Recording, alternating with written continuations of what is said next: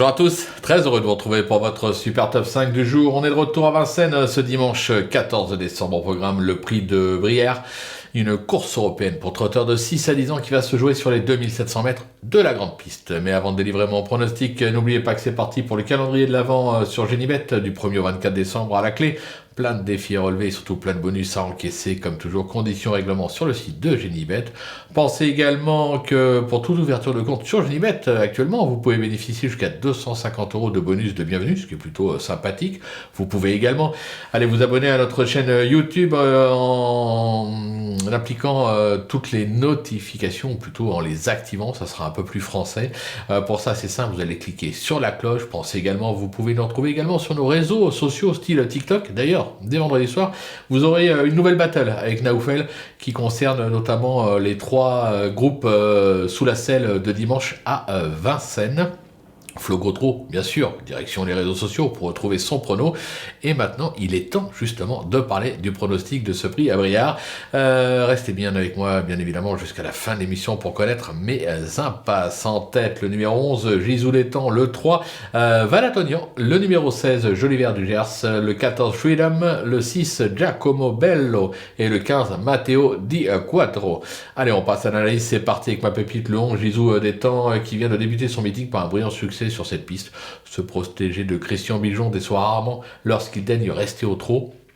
Je pense qu'il est capable tout simplement de doubler la mise. Attention avec mon coup de cœur le 3, Valatonian, un Norvégien d'origine qui s'est vite adapté aux courses françaises. Se protéger de Pascal Lelièvre s'est produit à 2 reprises à ce niveau sur cette piste pour 2 deuxièmes places.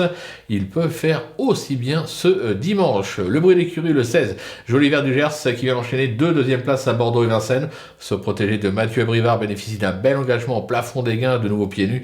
Il doit encore jouer le podium. Pour le repérer, le 14, Freedom, qui reste sur 3 bonnes sorties à Vincennes et Beaumont-de-Lomagne. Ce pensionnaire d'Olivier Raffin affiche 100% de réussite sur le parcours avec 3 accessites en 3 tentatives, avec Eric aux commandes. Franchement, il doit lutter pour le podium. Le coup de poker, le 6, Giacomo Bello, qui accumule les bonnes sorties depuis le début du second semestre 2025. Ce pensionnaire de Thomas Lévesque est plus confirmé sur la grande piste, et plus que confirmé bien sûr sur la grande piste, sauf incident.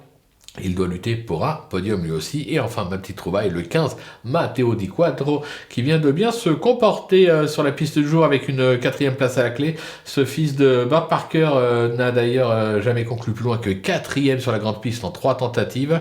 Il a déjà scoré à ce niveau, drivé en confiance par Björn Goop. Je trouve qu'il mérite un large crédit. Pour mes impasses, ce sera l'As Icard Acadi qui n'a franchement pas convaincu ces derniers temps et reste ferré. J'écarte également le numéro 2, Sydney Celeber, qui reste trop inconstant dans ses performances pour que je lui fasse confiance. Voilà, tout est dit, ou presque. Maintenant, c'est à vous de jouer.